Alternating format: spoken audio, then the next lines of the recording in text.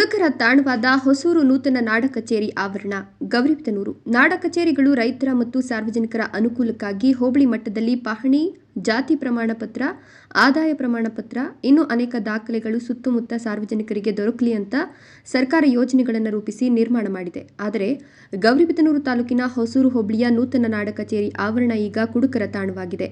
ನೂತನ ನಾಡ ಕಚೇರಿ ಮುಂಭಾಗ ಮದ್ಯದ ಖಾಲಿ ಬಾಟಲಿಗಳು ಎದ್ದು ಕಾಣ್ತಿವೆ. ರಾತ್ರಿ ವೇಳೆ ಈ ಜಾಗ ಕುಡುಕರ ತಾಣವಾಗ್ತಿದೆ ಅಂತ ಮೇಲ್ನೋಟಕ್ಕೆ ಕಾಣ್ತದೆ.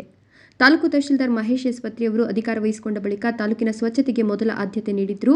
ಎಲ್ಲ ಹೋಬಳಿ ಮಟ್ಟದಲ್ಲಿ ಸ್ವಚ್ಛತಾ ಅಭಿಯಾನ ಕೈಗೊಂಡು ಸಾರ್ವಜನಿಕರಲ್ಲಿ ಜಾಗೃತಿ ಮೂಡಿಸಿದ್ರು. ಆದರೆ ಇಂದಿಗೂ ಕೆಲವು ಗ್ರಾಮಗಳಲ್ಲಿ ಹಾಗೂ ಪ್ರಮುಖ ಜಾಗದಲ್ಲಿ ಎಲ್ಲೆಂದರಲ್ಲಿ ಪ್ಲಾಸ್ಟಿಕ್, ಘನತ್ಯಾಜ್ಯ, ಮದ್ಯದ ಬಾಟಲಿಗಳನ್ನು ಎಸೆಯುವ ಮೂಲಕ ತಾಲೂಕಿನ ಅಂದವನ್ನು ಕೆಡಿಸಲಾಗ್ತಿದೆ.